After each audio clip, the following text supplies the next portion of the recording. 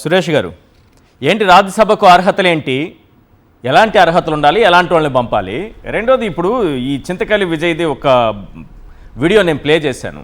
ఈరోజు అతనికి రాజ్యసభ టికెట్ ఇచ్చి రాజ్యసభ మెంబర్ని చేస్తుంటే అందరూ కలిసి కంగ్రాట్స్ చెప్పాల్సిందే కదా, పవన్ కళ్యాణ్తో సహా జనసేన నాయకులు, నేతలు, శ్రేణులు అందరూ అతనికి కంగ్రాట్స్. అందరికీ కాదు, అందరికీ ఈరోజు నలుగురు సభ్యులకి చెప్పాలి, అందులో అతనికి కూడా చెప్పాలి కదా.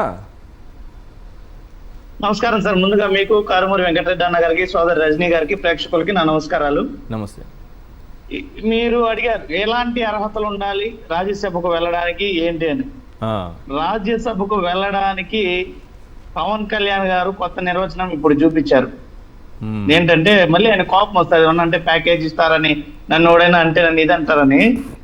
పవన్ కళ్యాణ్ గారు పార్టీ పెట్టిన మొదలు ఇప్పటి వరకు అనేక వేదికల పైన చాలా మాటలు చెప్పారు. రాజకీయాల పైన ఏ రకంగా రాజకీయాల మార్పు తీసుకుని వస్తాను, సామాజిక న్యాయాన్ని ఏ రకంగా పాటిస్తాను అనేటువంటి మాటలు చాలా గొప్పగా, చాలా ఎక్కువ సౌండ్ వచ్చేలాగా మాట్లాడినటువంటి వ్యక్తి ఎవరైనా ఉన్నారంటే పవన్ కళ్యాణ్ గారు.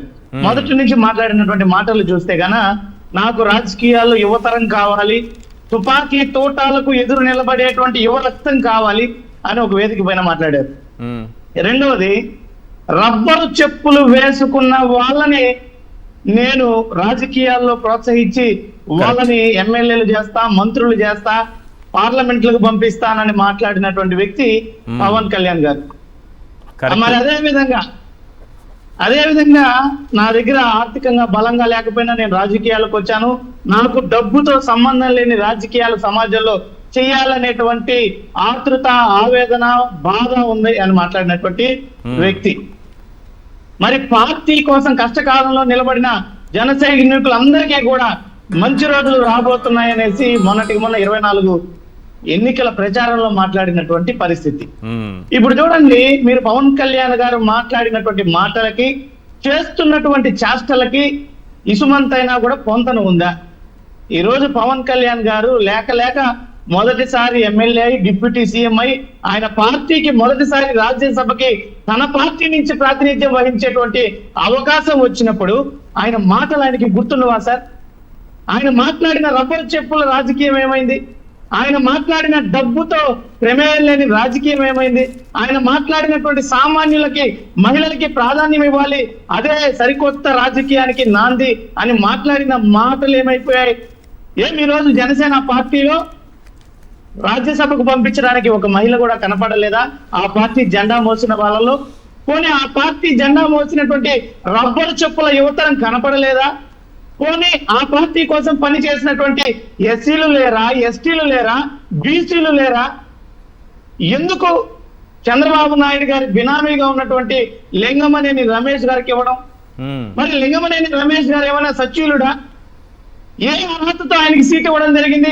గతంలో పవన్ కళ్యాణ్ గారు చంద్రబాబు నాయుడు గారి కలకత్తా నివాసం గురించి ఒక మాట మాట్లాడారు.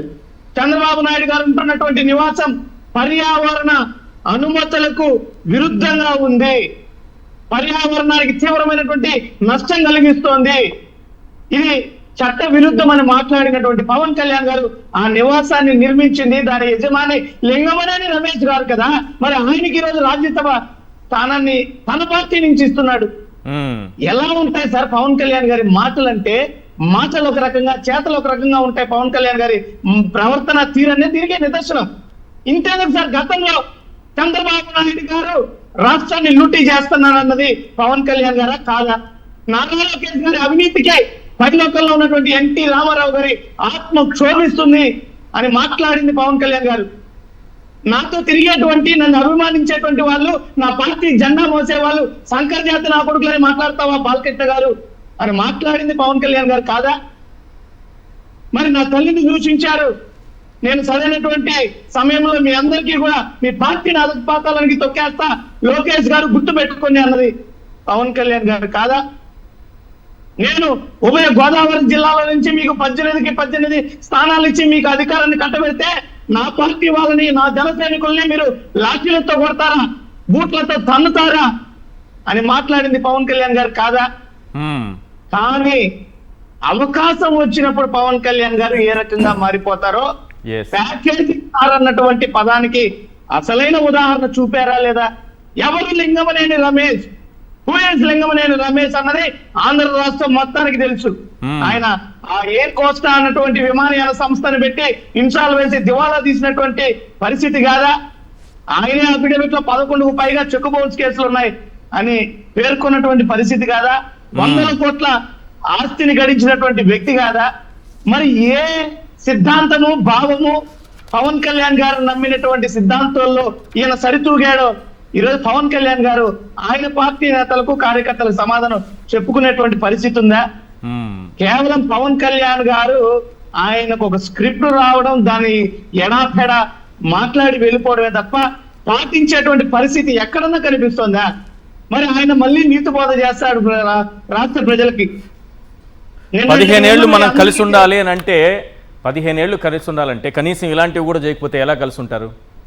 కనీసం లింగమనేని అయినా రాజ్యసభకు పంపించకపోతే 15 ఏళ్ళు ఎలా కలిసి ఉంటారు సార్? ఈ ఇంతలో మాత్రానికి ఒక జనసేన పార్టీ ఎందుకు, ఆయనకు ఒక సిద్ధాంతం ఎందుకు, భావాలు ఎందుకు, ఒక ప్రత్యేకత లేనటువంటి విధంగా ఆయన పార్టీ లేకపోతే ఇందాక ఆ లింగమనేని రమేష్ గారిని తెలుగుదేశం పార్టీ సభ్యుడిగా అనౌన్స్ చేసిన కొత్త గొప్ప మంచి పేరు వచ్చేది పవన్ కళ్యాణ్ గారికి. ఈరోజు సొంత పార్టీ నేతలు చేత్కరించుకుంటున్నారు. మీకు ఒక ఇప్పుడు మనకి పాత పురాణాల్లో భస్మాసుర హస్తం అనేటువంటి కథను వినుంటారు మీరు. భస్మాసురుడు అనేటువంటి రాక్షసుడు శివుడి దగ్గర నుంచి వరం పొంది ఎవడి నెత్తిని చేపెట్టినా వాళ్ళు భస్మం అయిపోయేటువంటి విధంగా వరం కోరుకొని తీరా అతని నెత్తినే పెట్టుకుంటాడు. ఈ రోజు భస్మాసుర హస్తం లాగా తయారవుతున్న పవన్ కళ్యాణ్ గారు ఆయన నెత్తిని ఏ రోజు పెట్టుకుంటాడు, భస్మం ఇప్పటికే అయ్యాడు ఆయన. రాబోయేటువంటి రోజుల్లో ఈ చంద్రబాబు నాయుడు గారు పొడిచే వెన్నుపోట్లకి రాజకీయంగా కనుమరుగైపోయేటువంటి పరిస్థితి తప్పకుండా వస్తుంది, దాంట్లో ఎటువంటి అనుమానం లేదు. కానీ ఇక్కడ ప్రశ్న ఏంటంటే రాజకీయాల్లో నేను సరికొత్త తరానికి నాంది పలుకుతా, నేను ఒక బృహత్తరమైనటువంటి ప్రణాళికతో ఉన్నటువంటి పవన్ కళ్యాణ్ గారు పదే పదే జగన్మోహన్ రెడ్డి గారిని విమర్శించినటువంటి వ్యక్తే కదా. మరి జగన్మోహన్ రెడ్డి గారు ఆనాడు రాజ్యసభ విషయంలో బీసీల కోసం పోరాడినటువంటి ఒక ఆర్ కృష్ణయ్య లాంటి వారిని తీసుకొచ్చారు. మరి గొల్ల బాబురావు గారు లాంటి వ్యక్తి వెనకబడినటువంటి ఇప్పుడు ఎస్సీ ఎస్టీ సామాజిక వర్గాల నుంచి తీసుకొచ్చారు, మత్స్యకార సామాజిక వర్గాల నుంచి వారికి ఇచ్చారు. మరి ఎందుకు జగన్మోహన్ రెడ్డి గారిని తప్పని విమర్శించి దానికి మించి భిన్నంగా ఈరోజు పవన్ కళ్యాణ్ గారు ఏం సాధించారు? మొన్నటికి మొన్న కదా సార్ మహానాడు అనేటువంటి వేదిక పెట్టుకొని మహిళలకి 33% రిజర్వేషన్ కల్పించాలని ఈరోజు 33% రిజర్వేషన్ ని మొదటి వేదికలో ప్రసంగించి 10 రోజులు కాకముందే వాళ్ళకు వచ్చినటువంటి 3 స్థానాల్లో 33% ఒక రాజ్యసభ స్థానం మహిళలకు కేటాయించాలి కదా. మరి ఎందుకు మహిళలకు ఈ రోజు ఆ పార్టీ కేటాయించలేదు? మహానాడు వేదిక మీద మహా మాటలు మాట్లాడి దాన్ని మళ్ళీ గొప్పగా ప్రచారం చేసుకున్నారు. ఆ మహిళల కోసం ఈ పార్టీ కట్టుబడి ఉంటుంది, మహిళలకి మేమే 33% రిజర్వేషన్ కల్పిస్తామని 3 స్థానాల్లో ఒక మహిళకి ఎందుకు ఇవ్వలేకపోయారు? మరి ఇదేనా మహిళల పట్ల చిత్తశుద్ధి? సార్ ఈరోజు ఎస్టీలు గాని ఎస్టీలు గాని బీసీలు గాని మైనార్టీలు గాని ఎందుకు ఆ పార్టీకి పనిచేయాలా, ఎందుకు ఆ పార్టీని మేము గెలిపించామన్నటువంటి వేదనలో ఈ రోజు ఉన్నారు. ఏ అవకాశం వచ్చినా వాళ్ళకి నిరాశ మిగులుతుంది తప్ప ఎక్కడ న్యాయం చేస్తున్నారు? మరి ముఖ్యంగా పవన్ కళ్యాణ్ గారు అయితే బాగా తయారైపోతున్నారు. ఆనాడు దత్తపుత్రుడు అంటే కోపం వస్తుంది, ప్యాకేజ్ ఇస్తారంటే కోపం వస్తుంది. మరి ఈ రోజు ఆయన నిజంగా దత్తపుత్రుడిగా వ్యవహరిస్తున్నటువంటి తీరు ఇప్పుడైతే అదే కనిపిస్తుంది. బాగానే చెప్పారు. విస్మయానికి కూర్చొని ఇప్పుడైతే అట్లనే ఎందుకు కోపం వస్తుంది? రైట్. వెంకటరెడ్డి గారు నాకు సురేష్ గారు ఒక ఎగ్జాంపుల్ చెప్పారు, ఆర్ కృష్ణ ఇలాంటి వాళ్ళకి ఇచ్చాము, ఇవ్వండి ఎవరికి ఉపయోగం?